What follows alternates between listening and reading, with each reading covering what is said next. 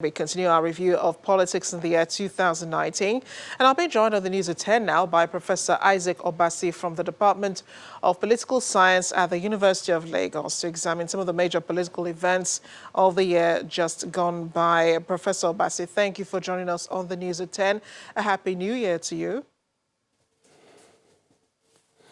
Thank you, Amarachi. I'm not from University of Lagos, from University of Abuja. Department of Public Administration. I keep on stressing this each time I come here, but I read post science.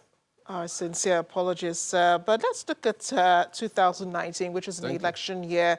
If you compare that with 2015, which was also an election year, how would you rate the nation's electoral development? Let me make this analogy.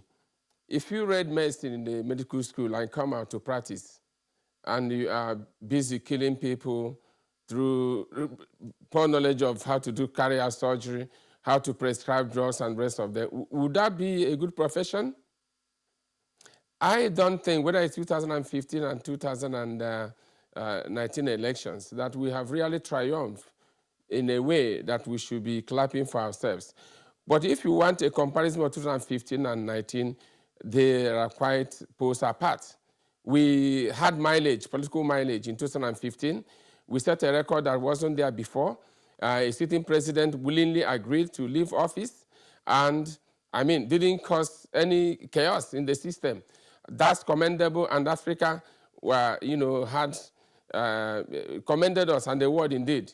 But 2019, we can't say exactly the same thing. So we are retrogressing. That's the way I say it, unless we really retrace our steps to find the right path to move on our politics. 2019 is a sad year for Nigeria in the political scene. And yet we had 91 political parties. That should have provided a level playing field for everyone who had an interest in participating in politics in 2019. Would you say they had that opportunity? No, that itself is part of the chaos. We don't need that. We need at most 3 political parties in this country. There is a grand plot and a fraud surrounding the registration of political parties. And you see it's something orchestrated. You see after elections, the dancing around of politicians who now make you realize that indeed they were planted in all those other parties to be able to spoil the fate of others. That itself is a problem. INEC should take a decisive decision about a number of political parties. We should not be involved in chaos, wasting our money, printing papers that should be used to set up hospitals and the rest of them. We have no business creating political parties, more than 3 in this country. And yet we saw, internal party politics being a big deal in 2019. An example was Zamfara and Rivers States with the case of the APC. Quite a big lesson there it was for everyone. Let's talk about the manner of the political party administration of its internal affairs. Would you give them a pass mark, or do you think they have succeeded in further confusing our political system? I like your conclusion.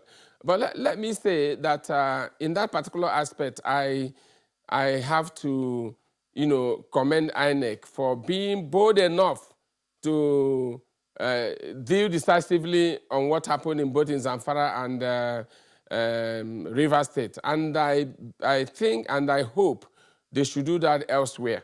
But the political parties themselves have not learned a lot of lessons. Internal democracy is still a big game, a realist game where power and money and all that, including intimidation, holding sway.